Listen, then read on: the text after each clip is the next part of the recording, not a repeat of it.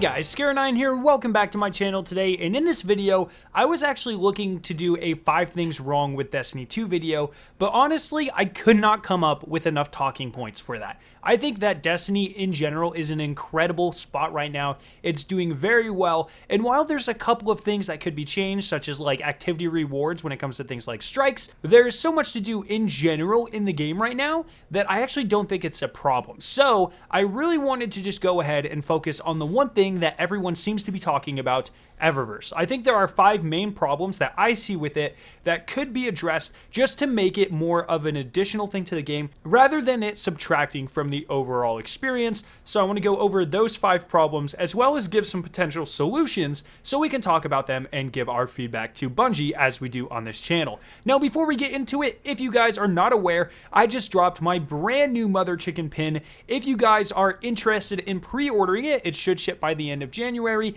You can check out the link down in the description below. There's also a bundle where you can get this pin and the last pin together for 25% off. So if you're interested in those things, make sure you check the link down below. Thank you guys so much for checking it out, and let's just go ahead and get into it. So let's start off with the thing that I think is the most important to go over, because this is something I want everyone to be talking about.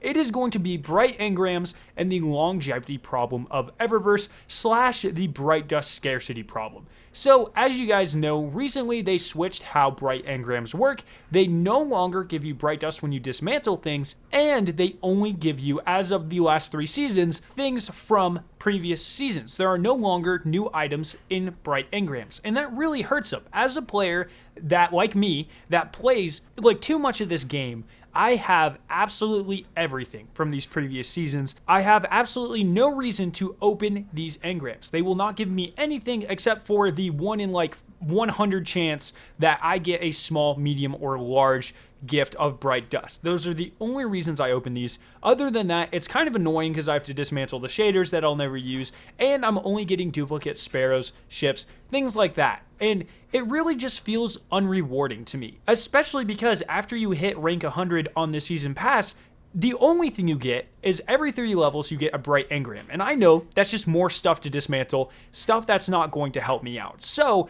I suggest to Bungie that maybe you could put some of the current season stuff in these engrams. I think that would help a lot. Maybe don't pad them full. I get that you guys are trying to make some money. That is perfectly fine. I have no problem with microtransactions in general. I just think that in its current form, it is hurting the game more than it is helping it. I genuinely am annoyed every time I get a bright engram because, like I said, it's just something I'm going to have to dismantle. It's kind of an FU in a way. Like, here's an item you already have. You can't get more unique perks on it. It's not going to help you in any way, shape, or form. Go to your inventory and dismantle it, or it's just going to take up space. It gets a little bit annoying. I don't need the legendary shards. I don't need the glimmer. And I just wish that maybe it just gave me a little bit of bright dust. Like if I dismantle a sparrow, just give me 10 bright dust. I'm fine with that. Just give me something, some type of progress or material or something I actually care about that isn't just like spitting in my face. And I think that would be a big, big, big positive change on this system, because right now, like I said, anyone who's played the game over the last couple of seasons, they don't need anything from these nostalgic engrams, so they don't really matter. So that is the first point. The second point is going to have to do with ghosts, and I can kind of actually mix this up with the next point as well, which is sparrows, because this kind of goes into the same thing. So first, let's start with ghosts. I love the different ghost shells. They're all super unique. I love them, but the perks make no sense at all. Some ghosts are fundamentally better than others. The Eris Morn ghost shell and the moon one, I forget exactly what it's called, they have a perk called the Guided Light. This is on like something like 25 to 50% of the ghost shells in the game. It is the best ghost shell perk, and it's probably the only one I actually care about. It increases all of your XP gains by something like 10 to 25%, I believe. It is incredibly positive, especially when the light model right now revolves around you leveling up your season pass, which directly is related to how much XP you get. So if you're not using one of these ghost shells, you're shooting yourself in the foot. Where this hurts is like when there's like really cool ghost shells, like the Black Armory shell. I completed Niobe Labs for that. Why am I punished for equipping it? You have things like the gilded ghost shell. I donated to St. Jude's for that. Why am I punished for wearing it? That sort of thing. So I think that ghost shells should be, kind of treated like weapons, whereas there's mods that you earn that are these perks. Once you get them, you have them forever. You just have to pay to equip them. You can put on any ghost shell you want. You can customize your character however you want. You equip the Guide of the Light or Public Defender perks or whatever the hell you want on your ghost shell. You can customize. That way, every ghost shell is just as useful as every other ghost shell, not making some of them clearly better than the others. That way, you can really customize your look, customize your ghost, and just gives you more variety and options for what you can do, really fulfilling that role as an MMO type of design. The same thing can be said for sparrows in the next point. For instance, why would I use anything but the always on time sparrow? Enemies are less likely to shoot me when I am on that sparrow. It looks incredible. Why would I use anything else? In fact, why would I use any legendary sparrow in the game when they are only 150 speed and all exotics are 160? There's a huge fundamental design flaw there in itself, whereas you should only ever use an exotic sparrow because they are fundamentally faster. They are just better. So when you have an exotic sparrow with a perk like always on time, it really just kind of ushers in this thing where you never want to use any other sparrow regardless of how cool they look. It's just a fundamental design problem.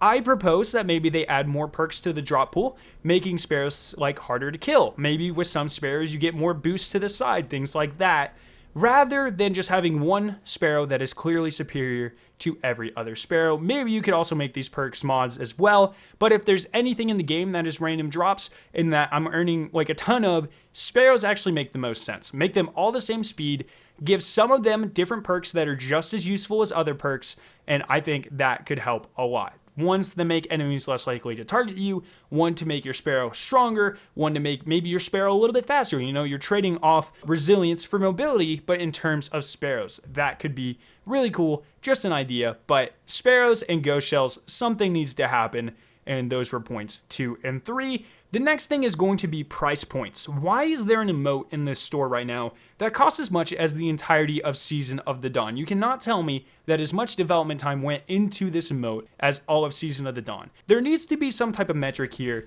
that relates development time to what we are paying for it. I get that they're trying to make money. I'm perfectly fine with that. Other things in the Eververse store, there's $15 for an armor set. That makes a little bit more sense in my opinion. $21 for 3 finishers? That's insane in my opinion. That means you could get half a year of content or 3 finishers.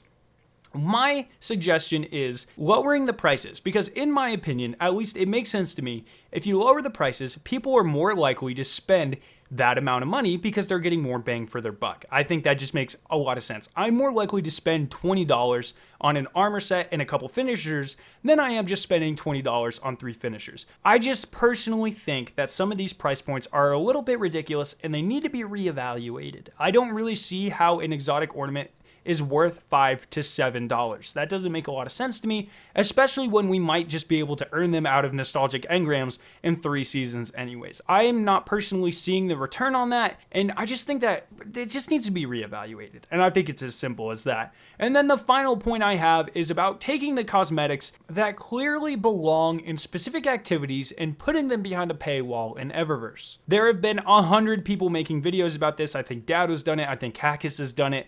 The point is it's still a problem. Why do raids not have cosmetics anymore? People who have been around my channel for a long time know that the first huge moment for my channel was when I got Contender's Shell. It was a huge reaction for me. It was a lot of fun. It was incredible. It was a huge sense of relief and accomplishment. And just because I was farming it for weeks and weeks and weeks and weeks, the new raids don't really have anything like that. Garden of Salvation doesn't have a sparrow, it doesn't have a ship, and it doesn't have a ghost shell, which really doesn't make sense when we literally had a harpy ghost shell in Eververse last season. They could have so easily just put that into the raid, made it hard to get, give it a low drop probability, and that way you're having people run these activities that you've spent thousands of development hours on over and over and over again being invested in your game to try to get this drop. I think that is a huge design flaw and that pinnacle activities need to have more cosmetics. How about when we did have to complete Niobe labs for a ghost shell? That's awesome. You can show off your incredible hard achievement by showing off a ghost shell that barely anyone has. The same thing goes for like the Platinum Starling ship, where you had to forge 100 weapons in the Black Armory Forge, or the Whisper of the Worm 1,000 Wings ship, things like this. These should be things that you are able to show off without disrupting the flow of gameplay because they are cosmetics, they look really cool, and they come from things that only the top 1 to 5% of the population is doing. This is part of the endgame grind that I think Destiny is missing right now. A lot of things are centered around like light and that sort of stuff, but we are definitely missing the cosmetic side of the grind in my opinion. And it would be really nice to see some of these Eververse things that are clearly designed around game points put back into the game for us to earn. So those are my 5 points for this video. Let me know what you thought about them down in the comment section below. I hope you guys did enjoy this video. If you did, make sure to leave a like rating and to share it with your friends. If you're interested in watching either of the 2 videos on screen, you can click at their respective annotations to be taken to them. If you're brand new to my channel, make sure the giant version of my logo on screen to be subscribed to more awesome Destiny 2 videos and live streams. Thank you guys so much for watching today, and I'll see you in my next video.